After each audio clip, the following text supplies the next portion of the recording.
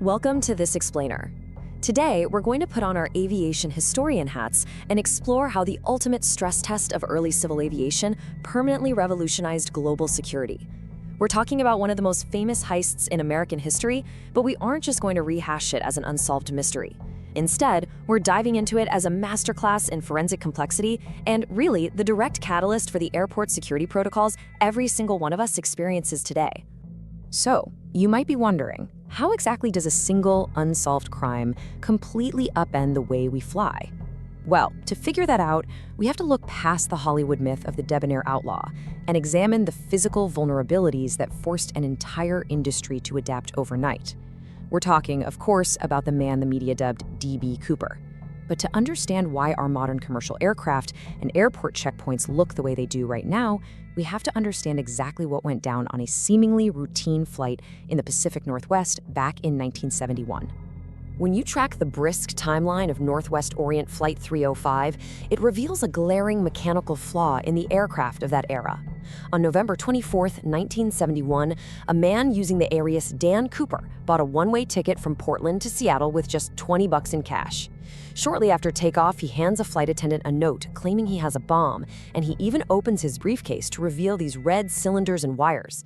He demands $200,000 in negotiable American currency and 4 parachutes. The plane lands in Seattle, the demands are met, the passengers are released, and then Cooper orders the crew back into the air, heading south toward Mexico. But then, shortly after 8 p.m., flying at 10,000 feet, Cooper does the unthinkable. He exploits a mechanical oversight in the Boeing 727, deploys the rear ventral air stair mid-flight, and literally vanishes into the freezing rain. Section 1. Unearthing the ransom money, grounding the ghost.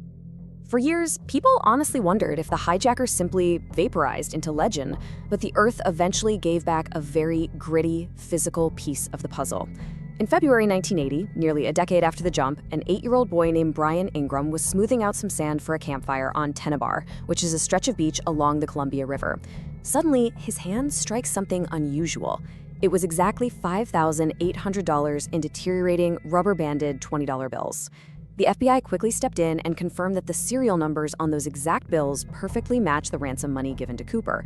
It was a massive deal, the very first piece of physical evidence recovered since he jumped into the night. But the big question was, how on earth did it get there? Well, modern forensic diatom analysis, which is basically looking at microscopic algae, proved that these specific bills actually remained completely dry for years before a summertime submersion. This heavily supports what experts call the silt tumbling transport theory. It essentially means the money wasn't buried on that beach back in 1971. Instead, it likely tumbled down the Washagal River watershed long after the initial jump, eventually washing up on Tennebar years later. Okay, moving right along to Section 2, closing the Norjack file, the exhausted investigation. You'd think finding that tangible proof would blow the case wide open, right? Well, despite recovering the money, this monumental forensic investigation eventually hit a brick wall. And it wasn't for a lack of trying. The FBI maintained an active hunt for an astounding 45 years, accumulating a massive case file of over 60 volumes. They tracked down thousands of leads, eliminated hundreds of suspects. They even went as far as using scanning electron microscopes on a cheap $1.49 clip-on tie that the hijacker left behind on his seat. Through that, they lifted partial DNA and microscopic particles of pure titanium, which was a super rare metal back in 1971, trying to narrow down what kind of industry the hijacker might have worked in. But even with all that cutting-edge science, they found absolutely no definitive match. So in 2016, the FBI officially suspended the case to redirect their resources to more urgent matters. Which brings us to Section 3, the Cooper Vane fix, an aerodynamic marvel. Now, as an aviation historian, I firmly argue that the true legacy of this event isn't the exhausted criminal probe, but rather how the aviation industry successfully engineered out the vulnerability entirely. Enter the Cooper Vane. To eliminate the structural viability of anyone ever trying a rear air skyjacking again, Boeing and the FAA introduced a fail-safe mechanical block officially designated as the Cooper Vane. You see, the original problem was that the Boeing 727's rear stairs were hydraulically operated. They could be lowered right from the cabin without any lockout mechanism to stop them from opening while the plane was pressurized and flying. The Cooper Vane changed that forever. And the brilliant simplicity of this device is that it uses the very physics of flight as a locking mechanism. Here's exactly how it works.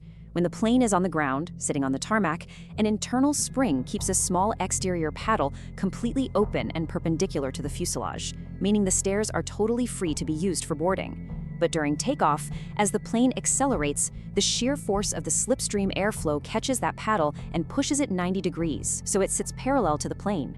This mechanical rotation slides a heavy metal plate directly under the stair's hydraulic arm, completely blocking deployment in flight.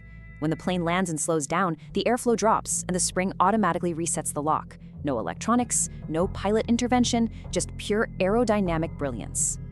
And this fix couldn't have come fast enough. Following a wild wave of 19 copycat hijackers who tried to use the exact same rear stair parachute method in the year following Cooper, the government finally stepped in. By December 1972, the FAA issued Notice Number 72-15, mandating the immediate installation of this mechanical device across all applicable fleets.